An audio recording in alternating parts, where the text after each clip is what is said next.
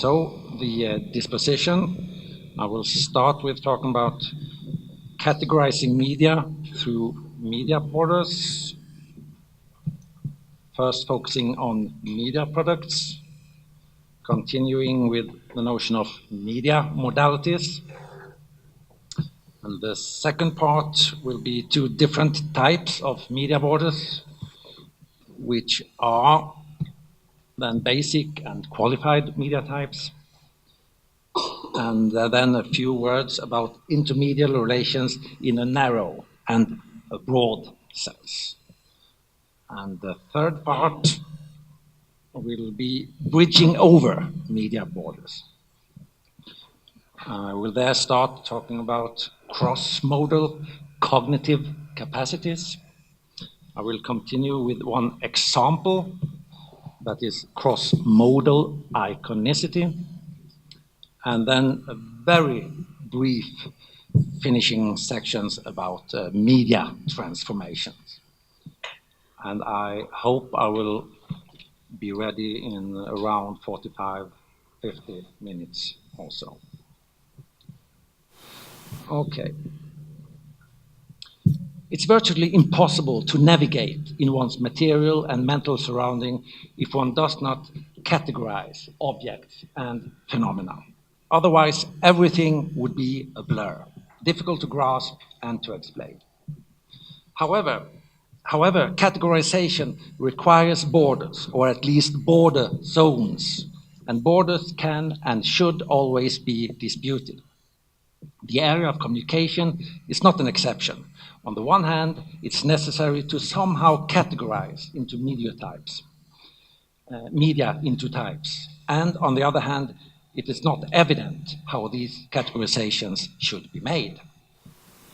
What is then categorized in communication?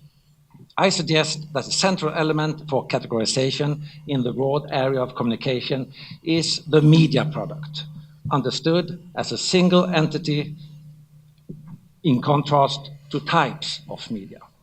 So when referring to, for instance, a talk, one refers to a specific media product, or in Irina Rajewski's terminology, a media configuration. And when referring to talk in general, one rather refers to a type of medium. My suggestion is to use the term media product to denote the intermediate stage that enables transfer of cognitive import, or more generally, meaning, from a producer's to a perceiver's mind. So at least two minds must be involved. Media products may be realized by either non-bodily or bodily matter, including matter emanating directly from the body, or a combination of these.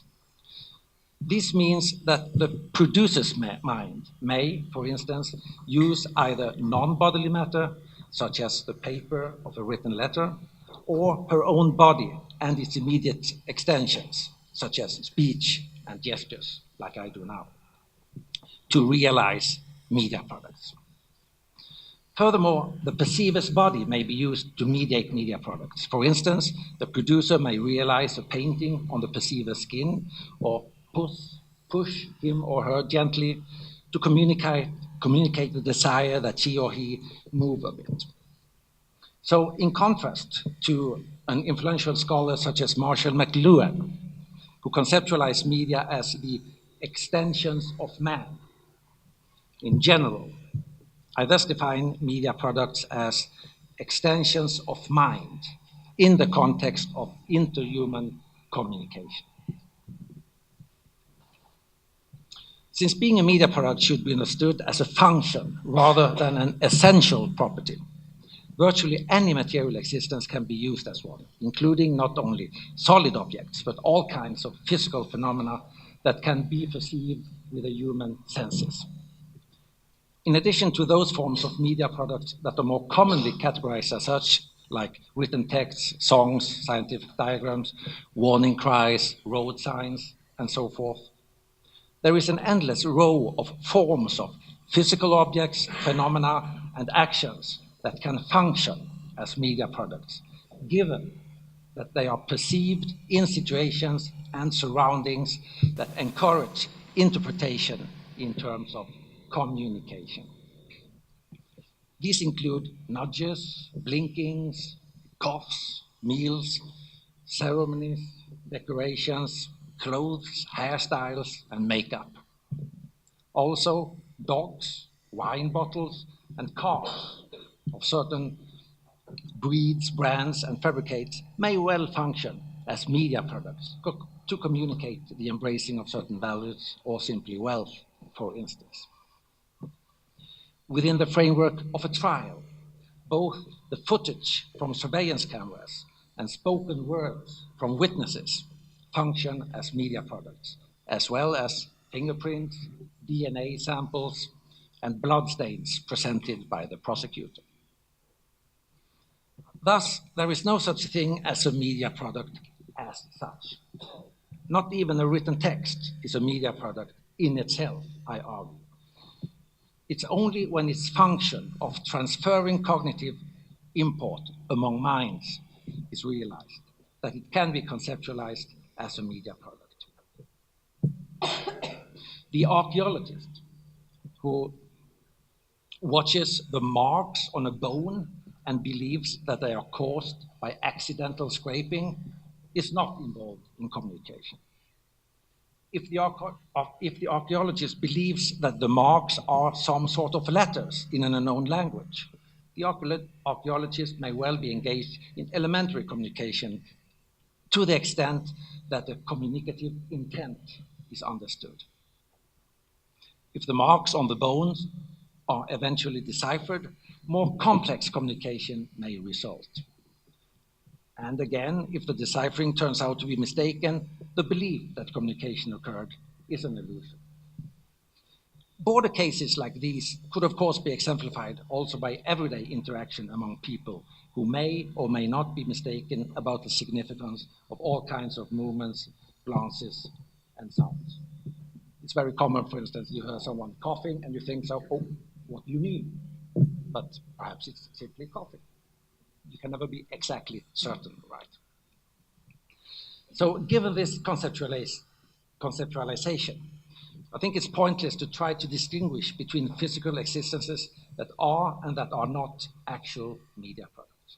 What's important is rather to have a clear notion of the properties of physical existences that render them the function of media products.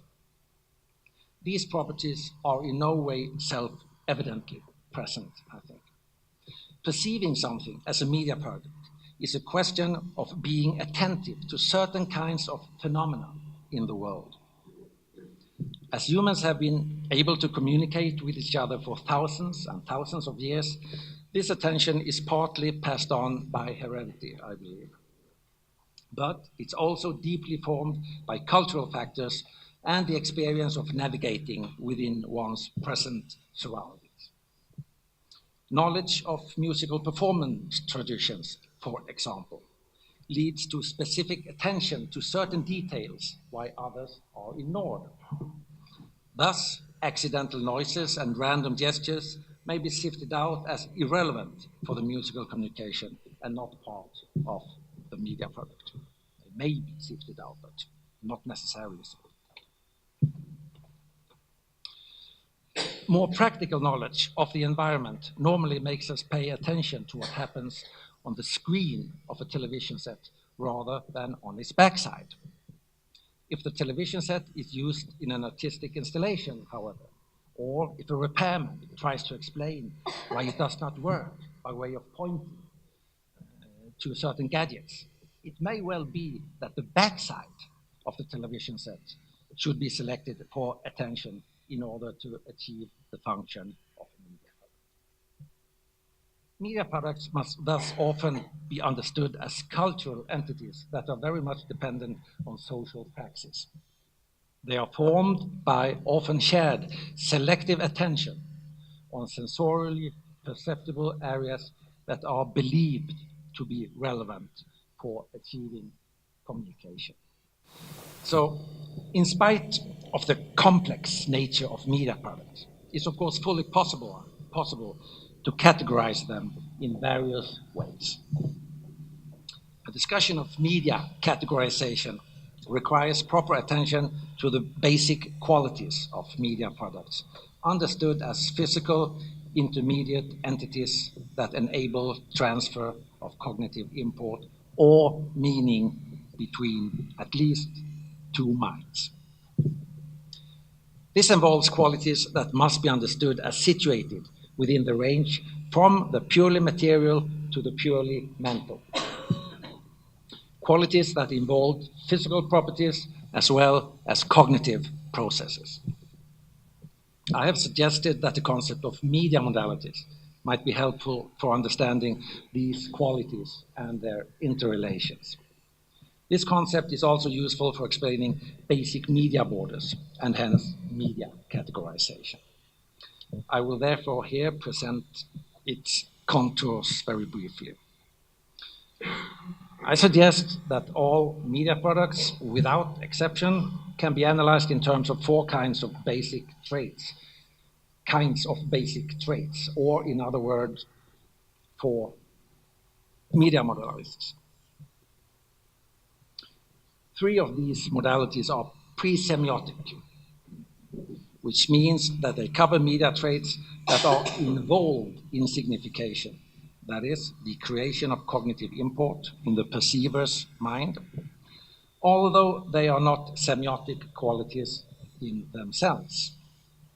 The three modalities are thus not asemiotic, they are pre-semiotic, meaning that the traits that they cover are bound to become part of the semiotic as soon as communication is established. The pre-semiotic traits concern the fundamentals of mediation, which is to say that they are necessary conditions for any media product to be realized in the outer world, and hence for any communication to be brought about. The three premiotic media modalities are the material modality, the spatio-temporal modality, and the sensorial modality. Media products are all material in the plain sense that they may be, for instance, solid or non-solid, or organic or inorganic, and comparable traits like these belong to the material modality. It's also the case that all media products have spatio-temporal traits, which means that such products that do not have at least either spatial or temporal extension are simply inconceivable. Hence, the spatio-temporal modality consists of comparable media traits such as temporality, stasis, two-dimensional spatiality, three-dimensional spatiality, and so on. Furthermore, media products must reach the mind through at least one sense. Hence, sensory perception is the common denominator of the media traits belonging to the sensorial modality. Media products may be visual, auditory, tactile, and so on and so forth. The fourth media modality is then the semiotic modality that covers media traits concerning representation rather than mediation. Whereas the semiotic traits of a media product are less palpable than the pre-semiotic ones, and in fact are entirely derived from them, because different kinds of mediation have different kinds of semiotic potential. They are nevertheless equally essential for realizing communication. The mediated sensory configurations of a media product do not transfer any cognitive import until the perceiver's mind comprehends them as signs. In other words, the sensations are meaningless until they are understood to represent something through unconscious or conscious interpretation. This is to say that all objects and phenomena that act as media products have semiotic traits per definition. I think that the by far most successful effort to define the basic ways to create sense in terms of signs is Charles Sanders Peirce's foundational trichotomy, icon, index, and symbol. These three basic sign types are defined on the basis of the relationship between representing and represented entities, and can be understood as fundamental cognitive abilities. It's things that our minds can do. Icons stand for or represent their objects based on similarity. Indexes do so based on contiguity, and symbols rely on habits or conventions. So these are different cognitive capacities that make us connect something that we perceive to something else. They make us signify. They make us understand something as a sign, as representing something. I take iconicity, indexicality, and symbolicity to be the main media traits within the semiotic modality, which is to say that no communication occurs unless cognitive import is created through at least one of the three sign types.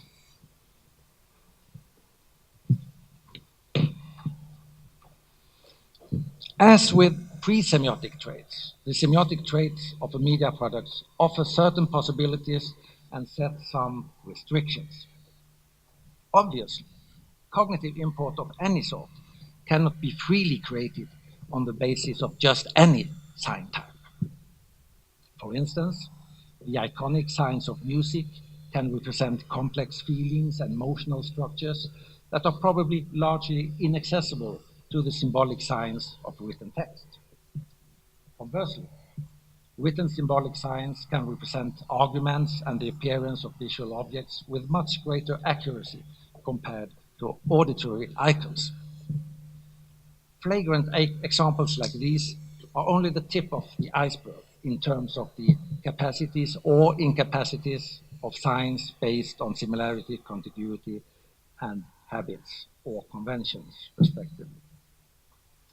Therefore, communicative transfer of cognitive import through a media product is made possible, but it's also profoundly limited by the semiotic traits of the medium. The basic traits of a media product can thus in some detail be mapped with the aid of the conceptual framework of media modalities. Each media product is realized through a specific combination of modes of these modalities. A media product may be, for instance, solid, two-dimensional, visual, and iconic. This means that various media products very often in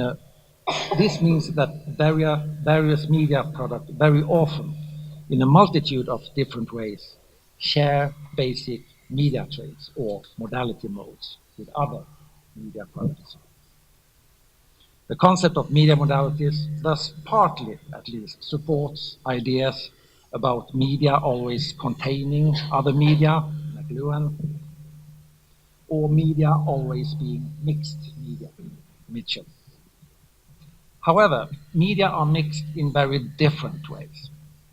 Although the concept of media modalities accounts for a central aspect of how media are entangled in each other, it also illuminates, I think, that media are sometimes not really contained by or mixed with other media.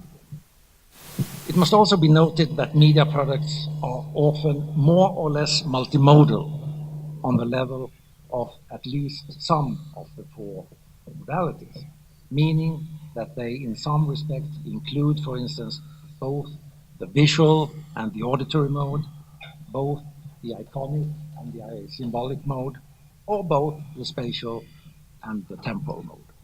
My concept of multimodality is thus a bit more specific than the one used in so-called social semiotics.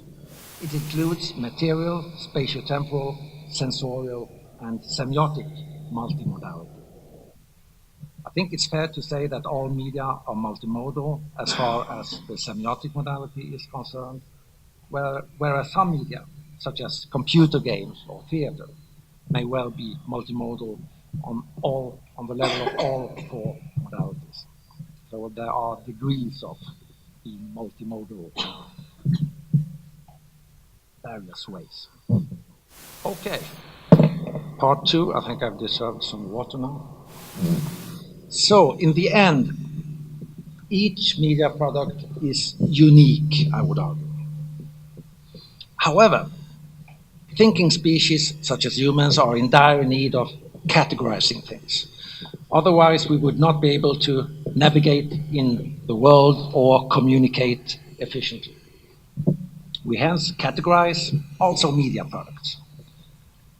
And as is often the case with classification in general, our media categories are commonly quite fluid. Nevertheless, thinking in terms of media modalities is helpful for understanding media differences and similarities, and hence for understanding how fundamental media borders may be established.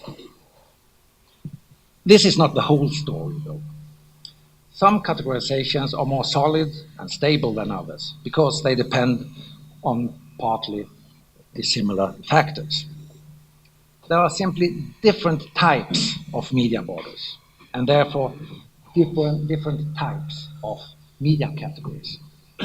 That is why I find it helpful to work with the two complementary notions of basic media types and qualified media types. Sometimes we mainly pay attention to the most basic features of media products and classify them according to their most salient material, spatial-temporal, sensorial, and semiotic properties.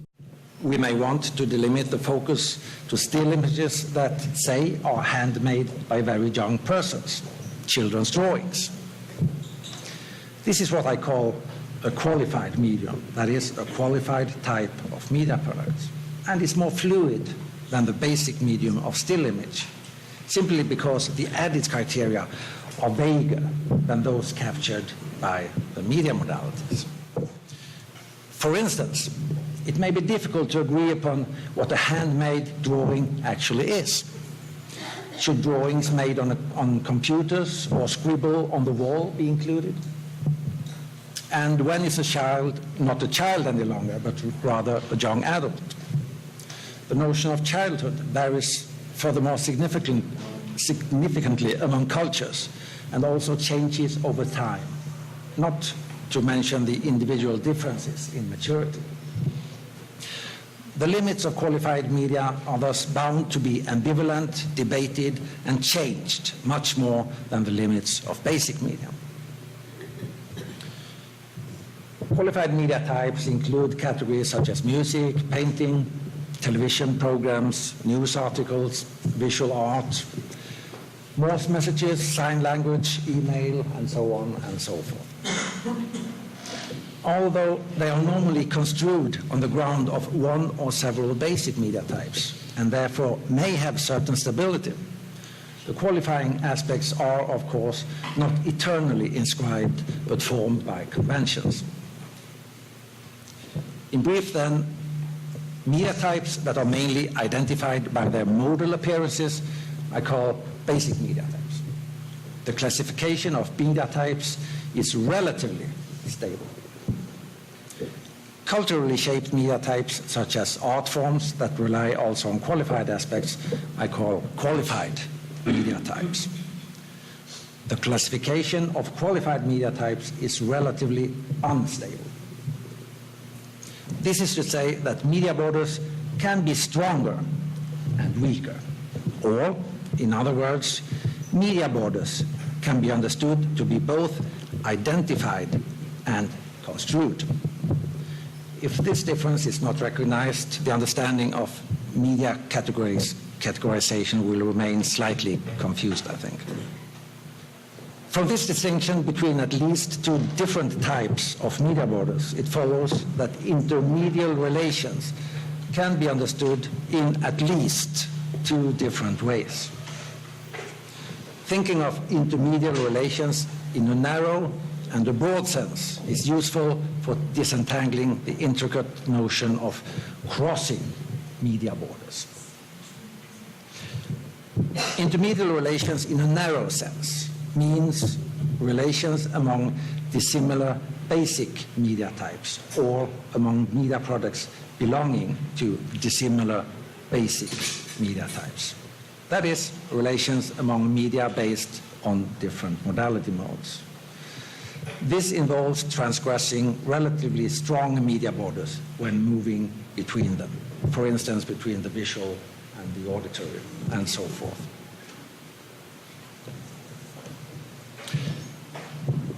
Intermedial relations in a broad sense, on the other hand, means relations among dissimilar qualified media types or among media products belonging to dissimilar qualified media types.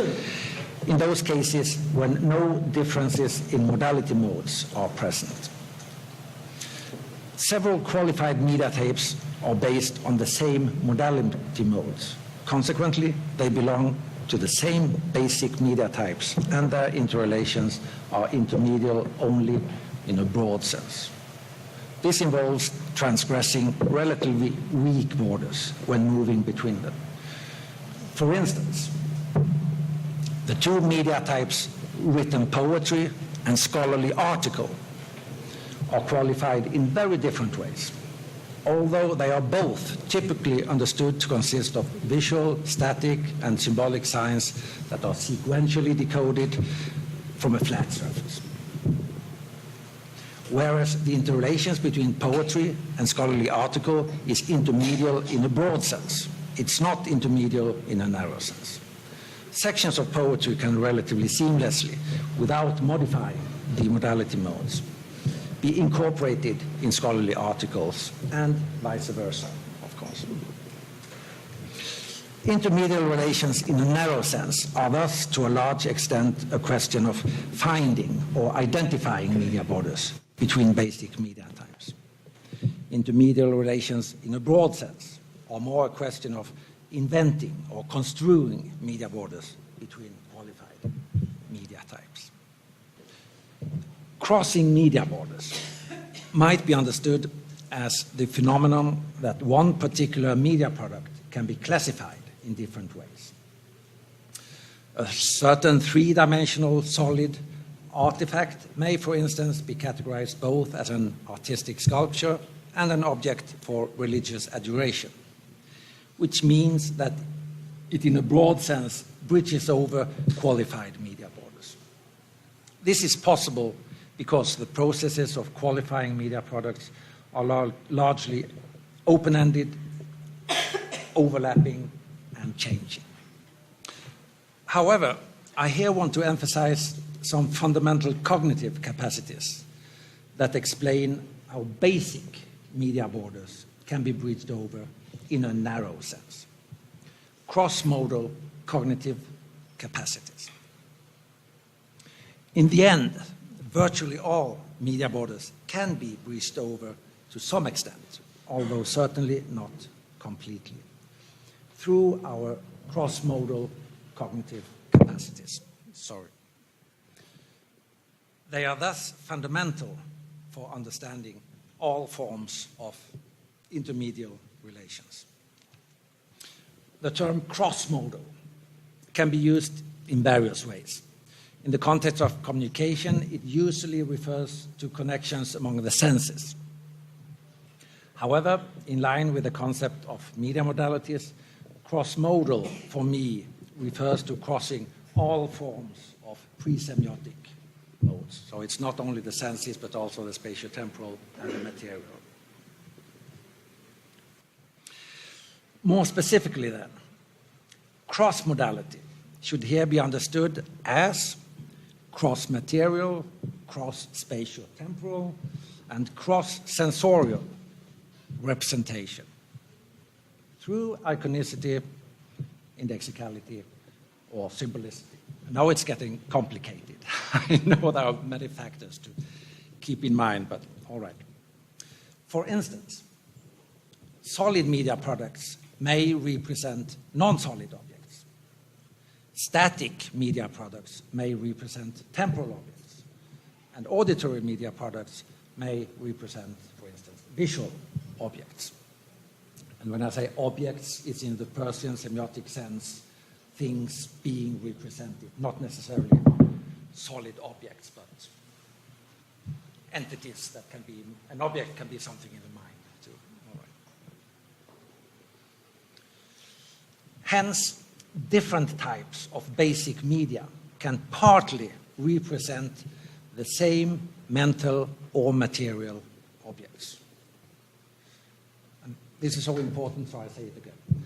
Okay, different types of basic media can partly represent the same mental and material objects. The idea of a running dog, for instance, that is a solid, organic, spatiotemporal, and largely visual object, can be represented by a variety of different basic media types, not only solid, organic, spatiotemporal, and visual media, obviously. This is what I mean when I state that basic media borders can be bridged over through cross-modal cognitive capacities. Our minds are to some extent capable of leaping from mode to mode in the act of representation.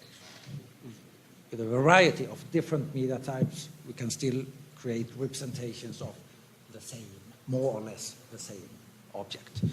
We can see a picture of a dog, we can hear the word dog, we can read the dog, we can see a wagging tail, and they all represent then a dog. So that is because then the cross-modal capacities, the leaps in our minds.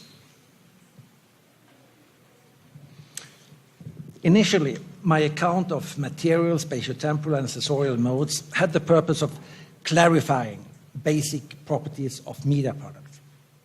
However, as just demonstrated, it's clear that these modes may also be used to characterize the objects of media products, what they represent, what they call forth in the mind of the perceiver.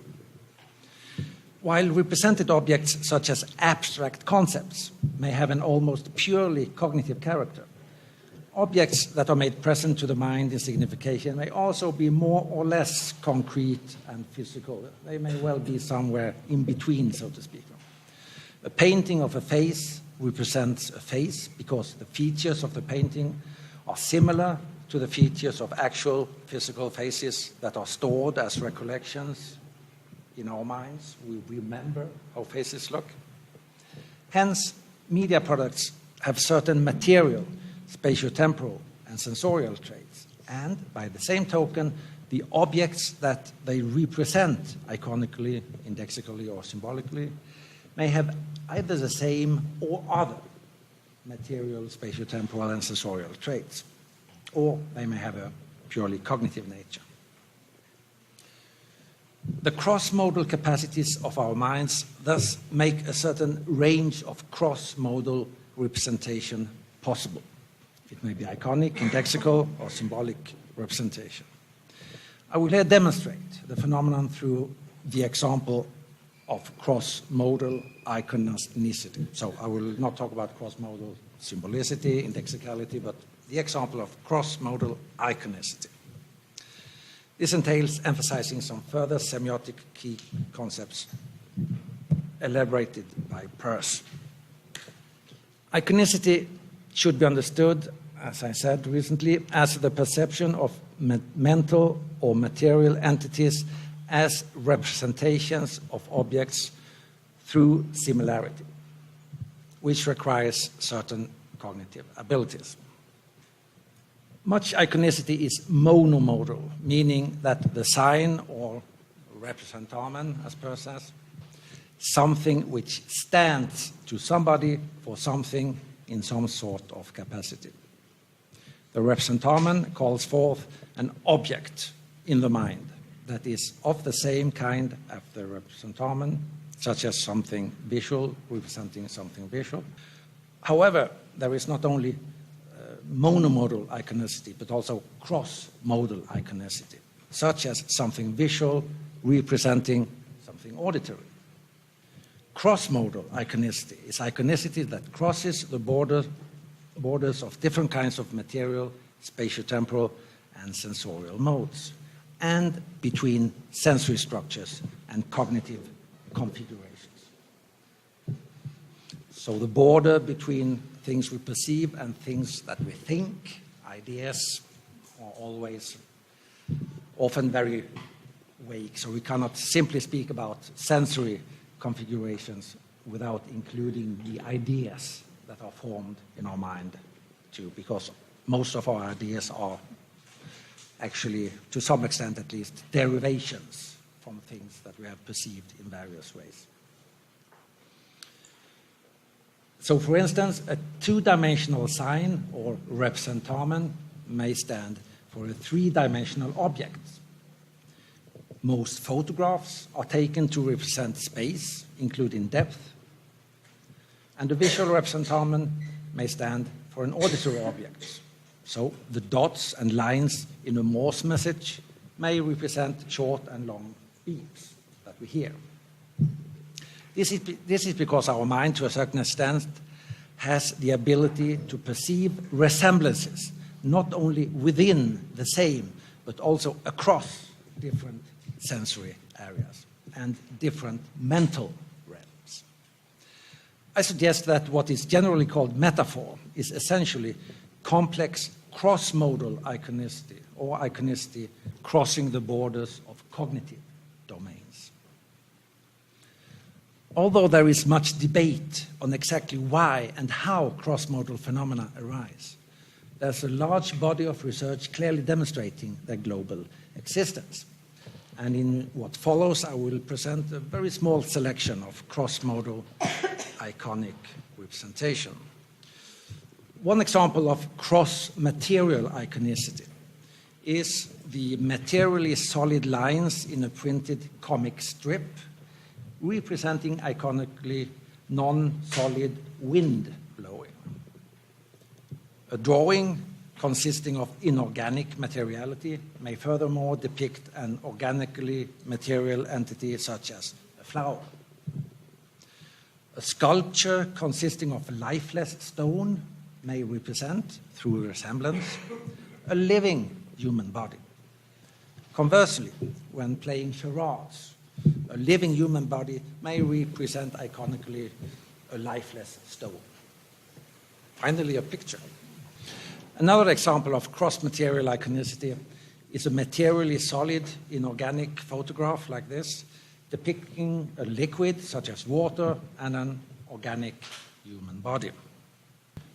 And the same photograph may be used to illustrate spatiotemporal crossings in iconicity. Again, a two-dimensional static representamen stands for a three-dimensional temporal object, as the person in the represented world of the photograph is not likely to be understood as surrounded by immobile, flat water drops. It's almost unavoidable to add a third spatial dimension and time. So, in spite of its restricted two-dimensionality, the photograph thus, for most persons at least, resembles a scene from a four-dimensional world. A musical score by Johann Sebastian Bach, as it were, might serve as another example of cross-spatiotemporal iconicity, although it is clear to see that it partly makes its work with the aid of symbols. Again, it's a two-dimensional and static representamen depicting a temporal object, music, which no doubt also has certain three-dimensional spatial qualities. Likewise, a two-dimensional spatial but non-temporal representamen, such as a chart diagram, may represent a temporal phenomenon such as increasing global temperature in the atmosphere. It must be noted that it is not always the case that less complex representaments stand for more complex objects, such as a two-dimensional movie screen representing a three-dimensional world. It may also be the other way around. A three-dimensional tableau vivant may well depict a two-dimensional painting, which in its turn, of course, may represent then a three-dimensional world. All in all, the distinction between different spatiotemporal modes, like the distinction between different material modes, reveals not only typical differences between media types, but also the ability of iconicity to cross these borders. The Bach score is also an illustration of cross-sensorial iconicity. A visual representamen, or sign that stands for an auditory object, sounding music. Another example is the well-documented iconic relations on the one hand between high or front vowels, proximity, and small size, and on the other hand between lower or back vowels, distance, and large size. This is sound representing phenomena that are visual, but also to some extent haptic, actually. The field of cross-sensorial iconicity is very rich and includes media products with clearly indexical elements. So, with the aid of a thermal camera, for instance, one can create visual icons of objects that are sensed through their heat. Interestingly, iconicity can also cross the borders between actual human senses and senses that only animals have, or between actual and purely hypothetical senses. Visual icons may represent formations of ultraviolet light that can be seen by bumblebees, but not by us. As this kind of light is spread out in a spatial field in a way similar to what we think of as ordinary light, ultraviolet photography aids us to understand roughly how it would be to actually perceive ultraviolet light if we were a bumblebee, for instance. Modern representations of outer space also make it clear that visual surfaces can be used to represent, through similarity, physical phenomena, such as extreme types of electromagnetic radiation. Physical phenomena that cannot be perceived by any sensory organs at all, to the best of my knowledge at least, but can be registered by sophisticated instruments. So resemblance goes beyond what we can actually perceive into the cognitive and into a lot of phenomena that we can register. Okay, visual and auditory interconnections probably form the most investigated cross-sensorial area. Already in the early 20th century, influential Gestalt psychologist Wolfgang Köhler argued that there are certain similarities among experiences through different sense organs. He introduced the famous Maluma and Taquete shapes, illustrating our very strong tendency to perceive similarities between the sound of the nonsense word Maluma and rounded visual shapes, and between the sound of the nonsense word Taquete and angular shapes. Since then, these words and shapes have been used in several variations for innumerable empirical verifications of perceived similarities between auditory and visual forms across different cultures and languages. It must be noted that there is also research on correspondences between sensory perceptions and cognitive categories. Very early investigations indicated that moods called forth either by music or by words clearly parallel certain colors. Cross-modal iconicity should hence be understood to include crossing between sensory perception and the more purely cognitive domain. For instance, a visual chart diagram may depict not only concrete phenomena like fluctuation of heat, but also abstract phenomena such as economical inflation. By the same token, auditory forms in music may depict mental motions such as experiences and feelings. And with this, one is only a very short step from iconicity where both representamen and object, where both sign and object have a cognitive nature. And this is often called metaphorical thinking. There is similarities being perceived within our cognitive domains, mapped on sensory perceptions, no doubt, but okay. So 1 minute to go. All these cross-modal cognitive capacities, making cross-modal representation possible, can be said to weaken the basic media borders. Although basic media types are dissimilar in relatively stable ways, they all carry the seeds of partly bridging over these dissimilarities.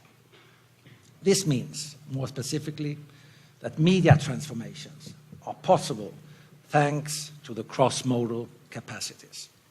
To some extent, and certainly not without consequences, media may represent other media types, and represented objects may be transmediated among different media types. Given the brain's cross-modal capacities, media representation and transmediation over basic media borders are, within certain frames, possible, common, and indeed very productive. And without these capacities, everyday communication would not work at all, and artistic phenomena such as ekphrasis and adaptation would certainly not exist. The end.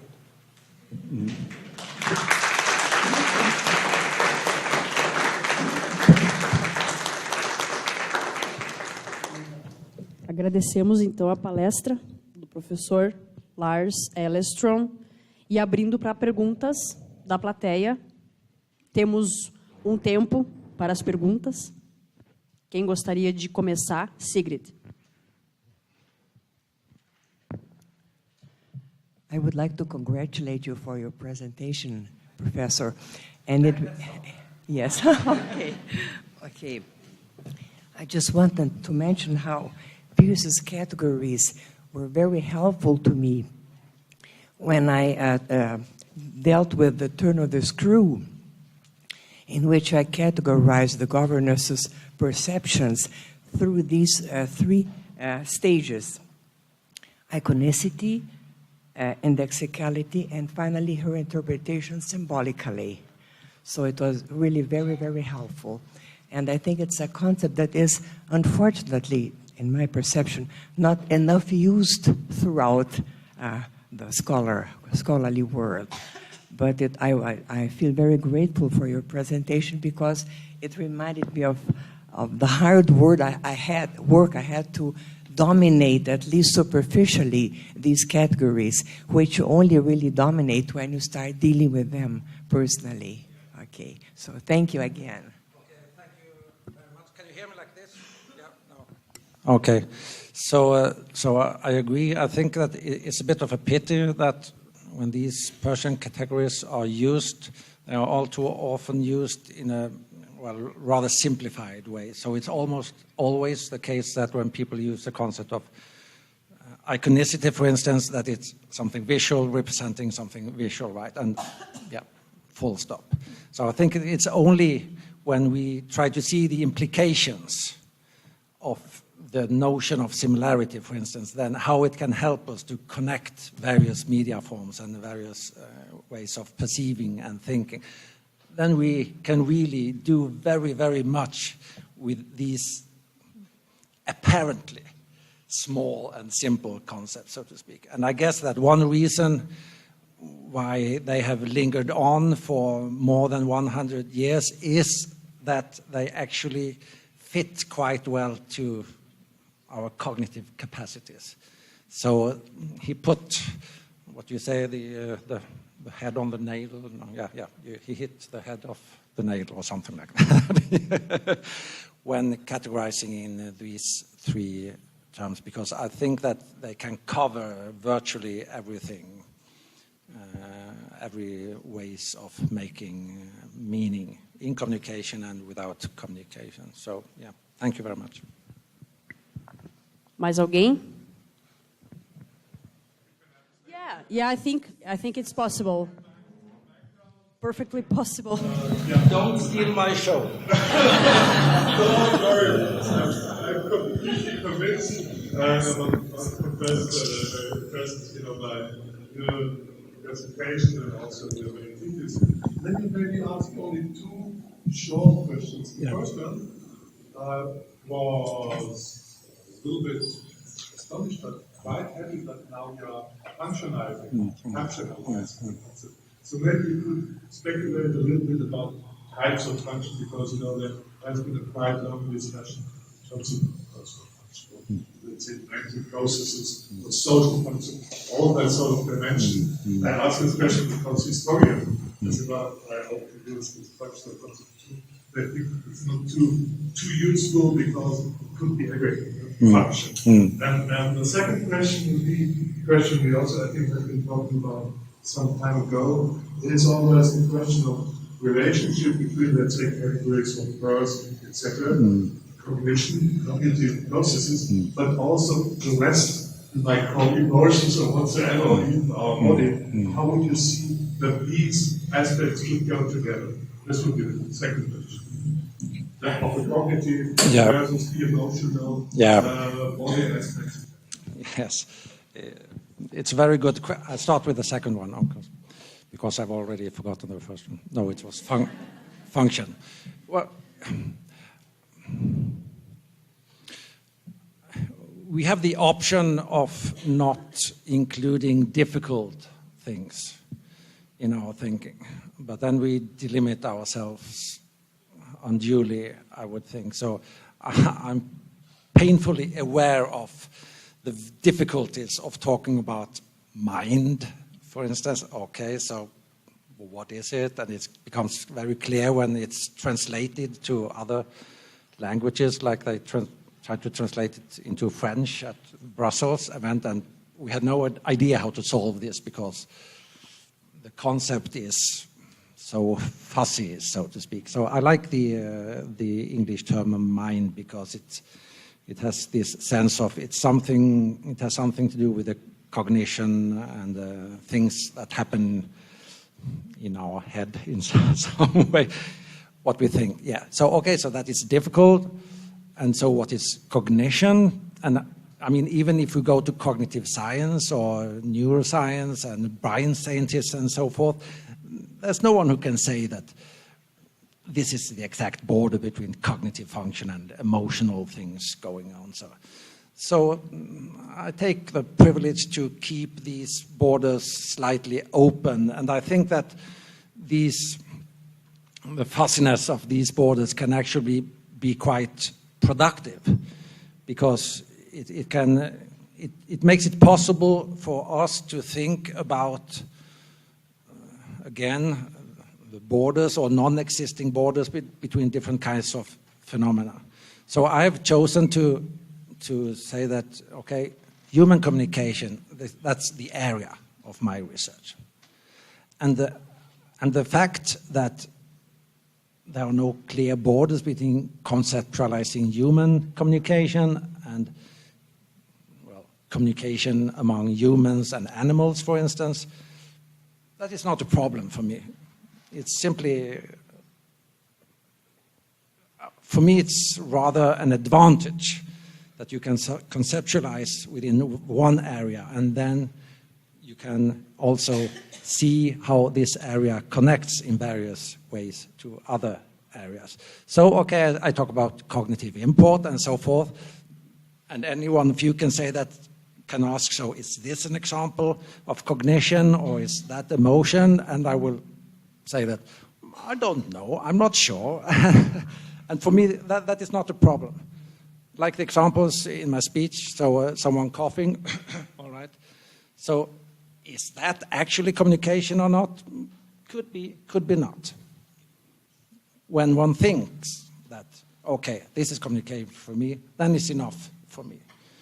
Because, and it's the same with questions like, so is this really a media product? Is this really a case of an intermediate relation, an intermediate relation? I can say that I don't know. I can offer concepts and categories for analyzing and perhaps understanding this, but I don't want to offer tools to categorize the world, so to speak, saying that this is this and that is that.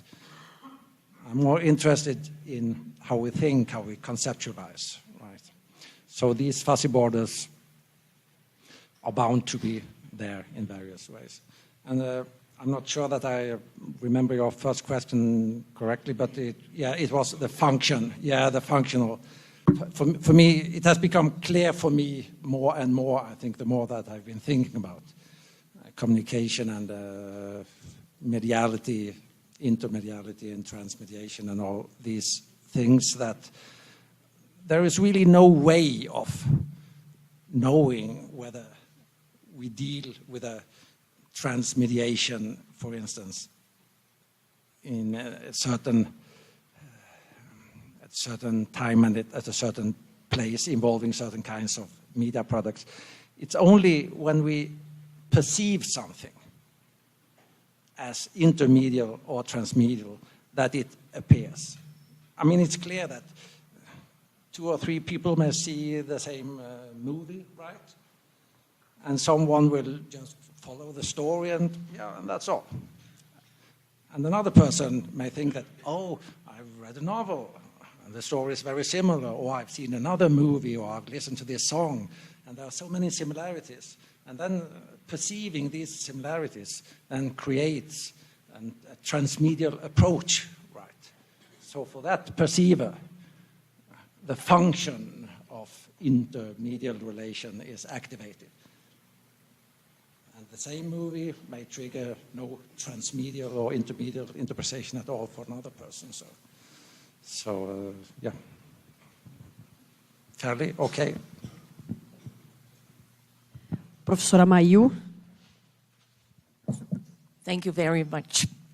I would like to ask you a question. In their book, How the Mind Works, Gilles Fauconnier and Mark Turner developed the argument of conceptual blending. Conceptual blending, yeah. And according to this concept, the acquisition of knowledge by means of rather simple corporeal metaphors have been used by human beings from prehistoric times. For example, if you want to teach someone how to ski, the instructor can have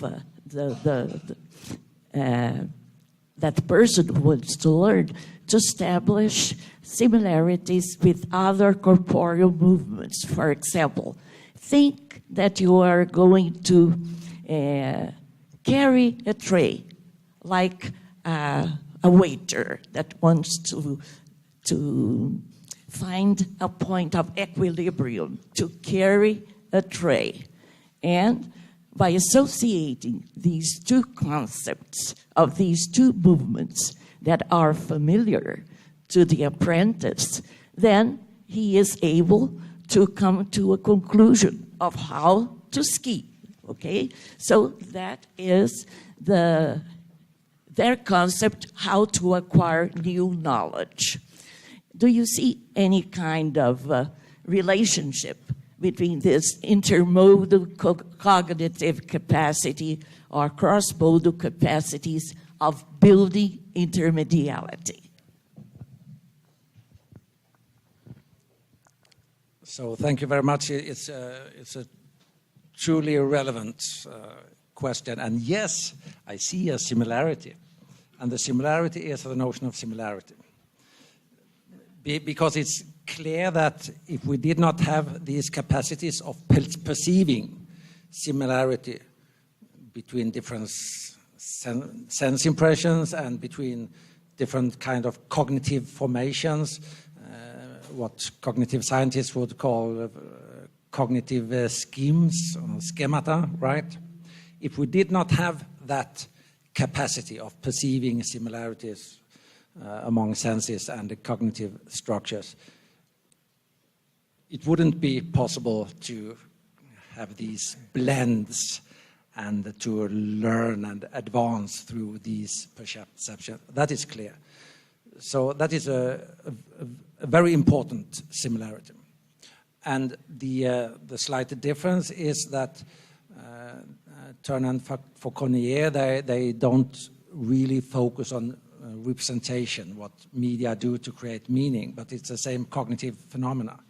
So with this cross-modal cognitive phenomena, we may also map the intermediate relations, because In intermediate studies, as I understand it, we focus on how we create meaning and how those creations of meaning can be achieved in the borderlands of media types. And there, the notion of similarity becomes relevant in the intersection between, okay, something representing something else, something standing for something, the sign or representamen standing for an object. But in the case of blending, we don't need to say that, okay, this stands for that, that represents for that. It's more, it is already there being mixed, so to speak. So it's the same basic idea, theorized on neighboring, but nevertheless slightly differentiated areas. Yes, thank you.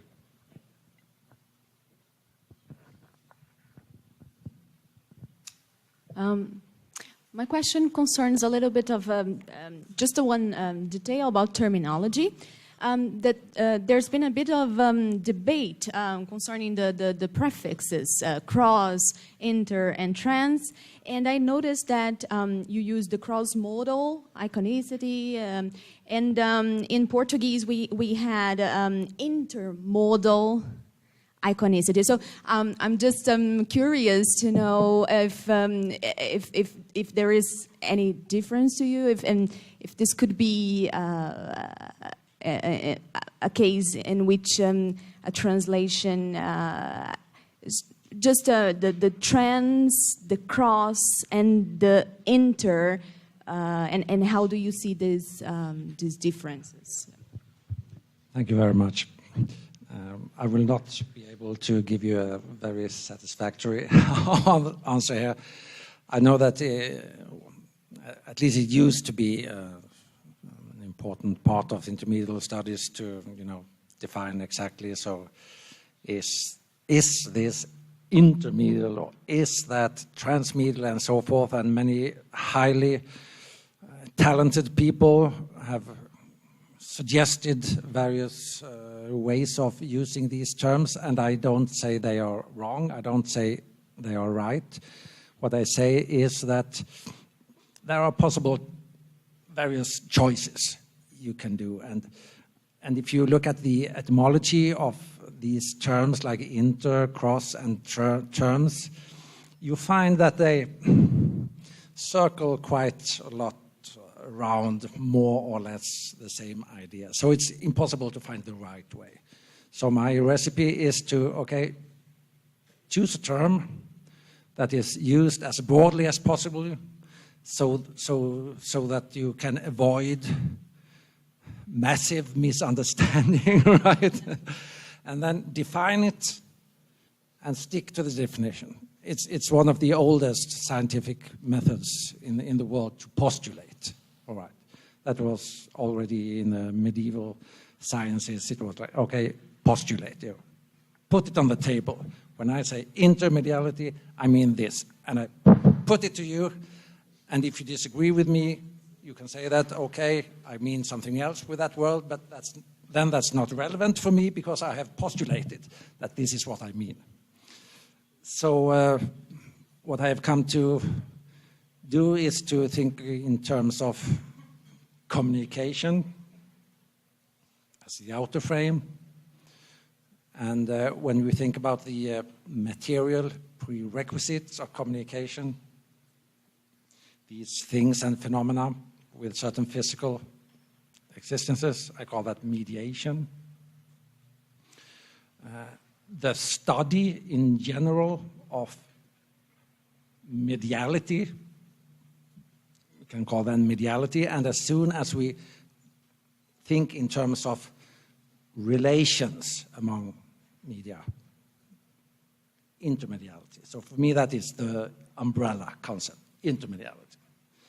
And one of the most important sections of the intermedial area is the transmedial area, because that is when you focus not only on interrelations in general, but on how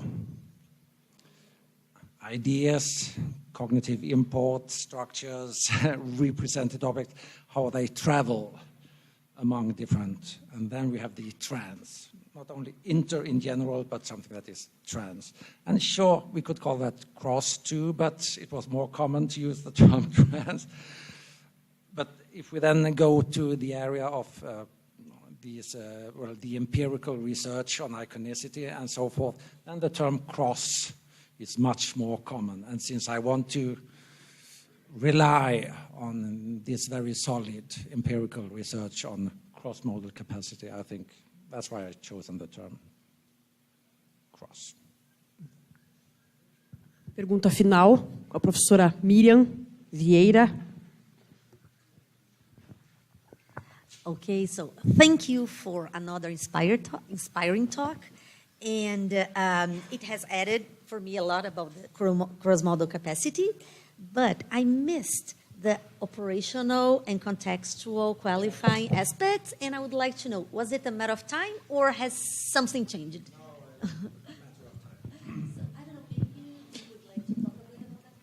Yeah, no, it's a matter of time, and it's also a conceptual distinction that I haven't developed very much for the last decade. So I mean, I think it's clear that, well, the idea of media types being qualified, that is being defined in certain contexts, situations, places, history, and so forth. I think it's clear that those kinds of qualifications can be made in very, very many different ways. So it's hard to give a recipe for exactly the criteria for what is happening when we think of as a new media type, right? Yes, sure. I mean, it would take me a week to go through all my concepts and things. So, but no, I still stick to the idea that it should be possible to be much more, or a little bit more precise about the mechanisms of qualifying media type, because it's clear that those qualifications go on very different levels. So sometimes it's clearly that we define media types differently in different cultures, all right? And sometimes it's clear that in different parts of the world, because of, for instance, cultural differences, we categorize media in different times. But sometimes within the same community, let's say here in Brazil now, the last few weeks, I'm thinking about all the new media phenomena coming up with computers and smartphones and so forth. Even here, a variety of new words and concepts come up all the time. And those differentiations have less to do with culture and history and so forth, and more to do with how these media types function, so to speak. What can you do? Is it interactive? Is it not interactive?